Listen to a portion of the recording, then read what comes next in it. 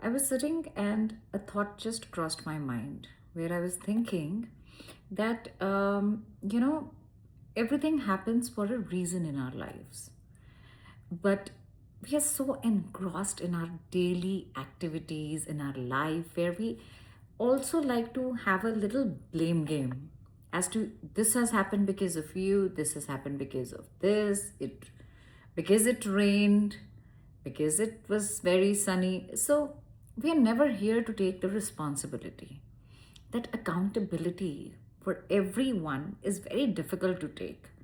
But the happiest person is what my gurus used to tell me is who is ready to take each and every responsibility. A small story, which I'm sure everyone has heard of, says it rained. It rained on one day, which was the most important day for a bride because it was her wedding, and she prayed to Almighty that please this rain should stop because my wedding day will be spoiled, my gown will be spoiled, people will be in trouble. So, it was her prayer to the Almighty that the rain should stop. Whereas there was a farmer who has to feed the whole nation, who has to feed his family, who is praying to God that the rain please come and don't stop because my crops will die and I will not be able to feed anyone a healthy crop. So everyone has their own reasons in life. Now, what I am trying to say here is very simple that life shows us the reasons, and with these reasons, we need to take this responsibility to learn as to what the universe is trying to teach us here. That's the most important lesson why we took birth in the human form on this earth. Now, all the time when I talk about narcissism, I'm sure everybody must be thinking, what is a good reason over there? It is very situational with everyone, and you chose being with the narcissist, or the narcissist happened in your life. What lessons do you have to learn with this relationship with a narcissist? Why did I choose narcissist to learn what? You can do a little journaling here for yourself now. In the journaling, you can ask this question and write at least 10 points, whatever comes to your mind instantly, as to what your reasons could be. What are they trying to teach you? Is it a lesson which is trying to teach you about self love, self worth? Is it about setting boundaries, respecting each other's boundaries? So, for me, importantly, and the most important thing that I feel is setting your boundaries. Because that is one thing that I never did. I did not even know about it. Nobody, as a child, taught this thing when I was growing up. So, I would say, according to me, the most important thing that a narcissist would try to teach is setting the boundaries.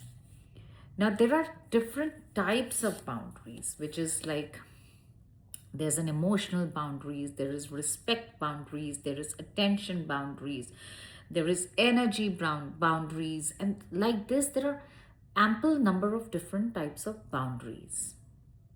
Now, boundaries is very important to be spoken about, to be intentionally made, and convey to the other person.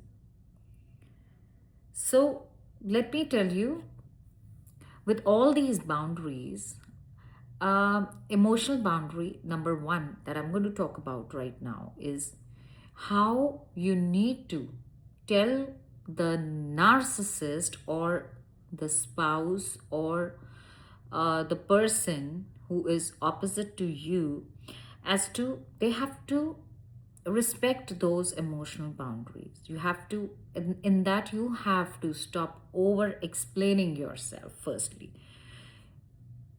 there should be no convincing that, if something has happened, I don't have to convince you for it, because I liked it and I wanted to do it, and I'm doing it. Similarly, you have to respect the other person's boundaries also. So, when I talk about emotional boundaries is something where you need to stop over explaining yourself, stop over committing, stop over convincing, and there is, you don't have to give space for that understanding where uh, the other person has the right then to come in between and break it. So, emotional boundary is very important. Then we come to the respect boundaries. Now, respect boundaries is where there is no tolerance for disrespect at all. Because once the person breaks this boundary of disrespecting somebody, using the foul words, using the foul adjectives for you all the time, it becomes such a simple exercise for the other person to keep using it again and again. And you don't need that. You don't need those adjectives to be added with your names, which stop your growth, which stops your self respect. So, with the respect boundaries, it will be very simple to understand it this way, that there is no tolerance for disrespect. Walk away without showing any response, without saying any word. Just walk away from that disrespectful conversation. That is the simplest way.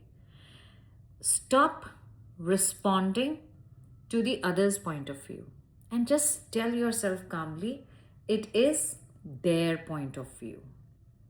So, have your emotional boundaries, have your respect boundaries. Moving forward, we come to the attention boundaries. Now, here in the attention boundaries, you need to stop chasing. I have seen many women that when their husbands come home, they stop living their own thing, whatever they are doing, and they start going around after their husbands.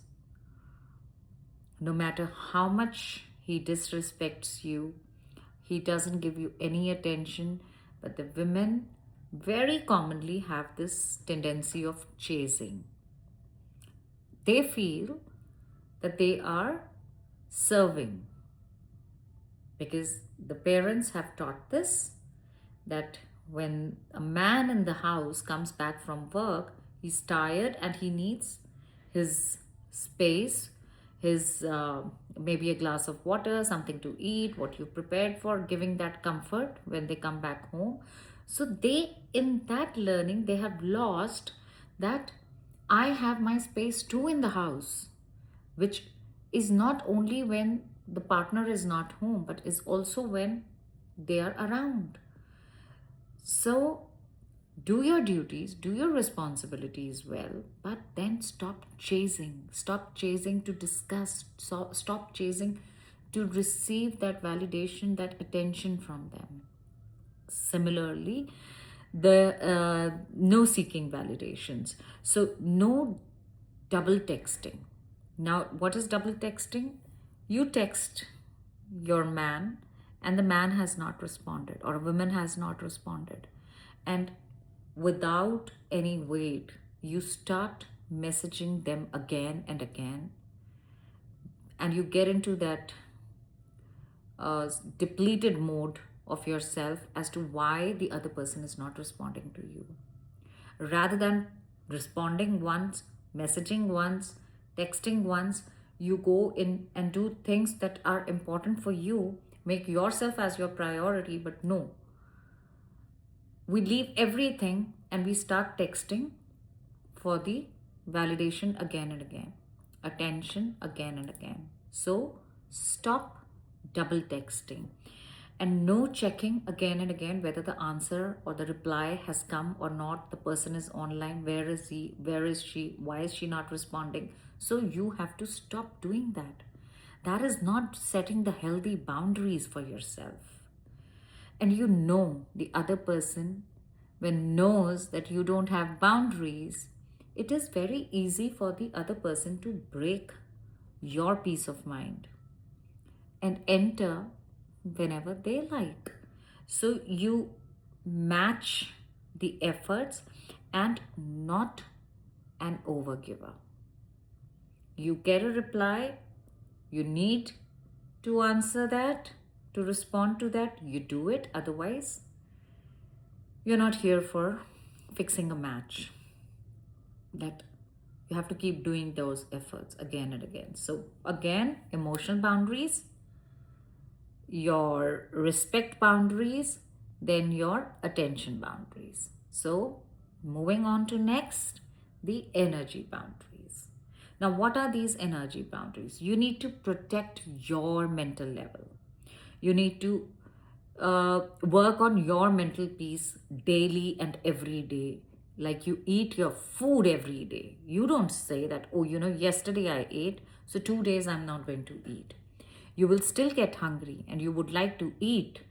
After every few hours, your meal is ready. Your body requires it. Similarly, make it into your habit, make it into your system that yes, I am going to protect my emotional boundaries and I am going to protect my mental peace every day without fail. I don't drain my mental peace in conversations which are not serving me anything. If it is not for your growth, it is not for you. If it is not for your mental peace, it is not meant for you. If it is full of disrespectfulness, it is not meant for you at all. Then there is no looking back. You have to leave and move out of that space. It doesn't have to enter your ears at all. It is not meant for you.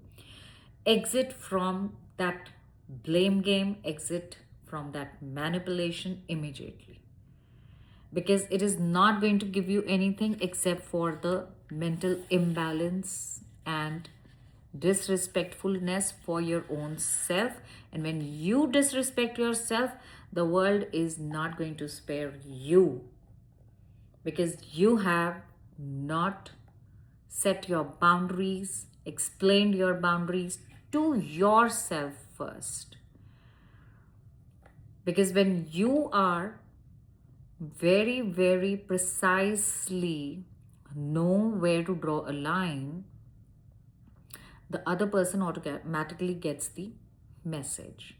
Now, consistency boundaries. What is the consistent boundaries? Now, the words don't matter, but the patterns do. And there I would say I only trust the consistent pattern. Why I say that is that if somebody is doing a same thing again and again and comes back home and says sorry, I'm sorry, that sorry is not to be trusted. That sorry is not consistent because that meaning of the sorry was never clear to you. That sorry, if you see the pattern, that the same thing has happened twice with a different face, in a different situation, in a different circumstance, but the outcome is the same, that means that's a pattern of the person. When the pattern of the person is same and they come with sorry, again the same, and then they come with sorry, that means there is no consistency. It's a pattern of the person. Now, the pattern of the person actually tells you the reality of the person. And that reality tells you that, sorry, I have to draw a line here, I have to draw a boundary here, and I'm not going to take that sorry as a trusted sorry, which is the end of it, which doesn't let you continue the pattern.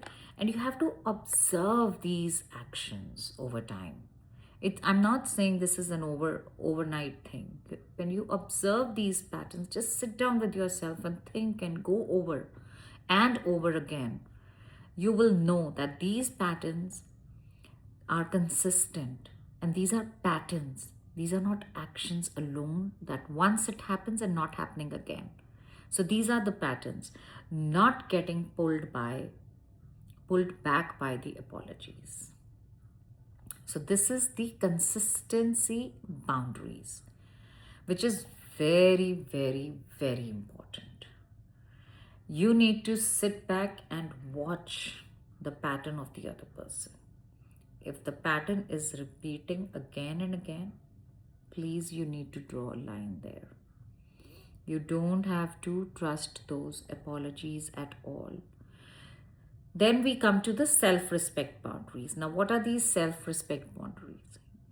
You don't understand yourself to keep up with the relationship, which I would say that, you know, you will not stay at a place which is consistently hurting you.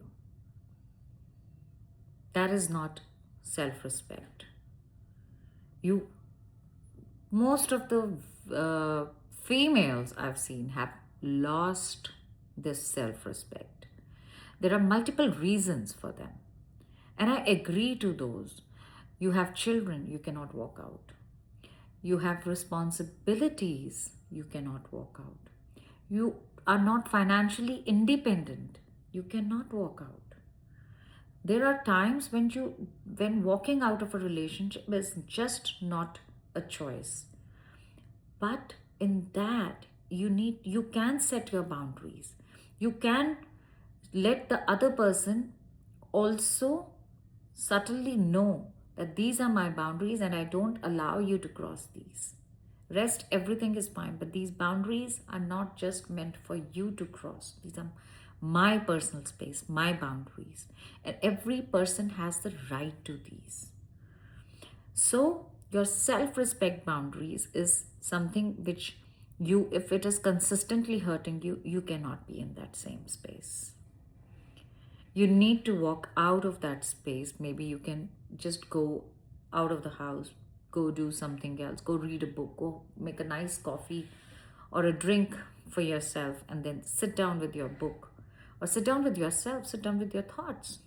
Do whatever is giving you peace. So start acting in a different way, where you get to validate yourself, not the other person. So this is very, very important again. Now, what feels like uncomfortable right now, but is actually correct. It will take time to set these boundaries. Maybe you can, acknowledge these boundaries in your relationship, in yourself, and you can start setting those up and let the other person also know it, that these are the boundaries that are mine and you need to respect. So in the beginning, it is going to take some time. It might take so much of effort also, but just don't lose it. Hold them, because every house also has a boundary. Otherwise, people will just walk into your house. So why do we make a boundary? We make a boundary because we tell the world, this is my space. Similarly, in a relationship also, you need to set the boundaries because you are telling the other person that this is my space and I do not give you a permission to trespass, to move over or walk into my boundaries. So in the beginning, it is going to be very difficult, but it is actually correct. And you'll feel very cold inside. You'll feel as if you're detached. You're being rude. You might feel all this, and you will want to go back to yourself explaining more because you're so used to with that. But no, Please, that discomfort for the most comfort is required. This discomfort means that you are finally breaking your own pattern. You are finally breaking your own pattern of over explaining, over giving, and finally putting all the light, everything on yourself. So, putting your boundaries, setting your boundaries is very important. And this is what I personally feel is a very important lesson that life teaches you for being with a narcissist. Or for that matter, any relationship, I would say. Because, um, we were never taught, but universe wants to teach you. So this is the hard way how the universe might teach you. And if you do it as soon as possible for yourself, it can be the quicker and the easiest way also. So coming back to the boundaries, you need to set up your emotional boundaries, your respect boundaries, your attention boundaries, your energy boundaries, then consistency boundaries, then your self-respect boundaries. So these are all the boundaries that you need to have to set up and perform. If you think of more boundaries that is more validate, please, I really would love to have it in the comment box so that more and more people can acknowledge and have those more boundaries in life. So apart from these boundaries, if you give a suggestion in the inbox to us, if you give us the suggestion in the comments to us as to what other boundaries one can set and have a more loving and a comfortable life around a narcissist. Thank you.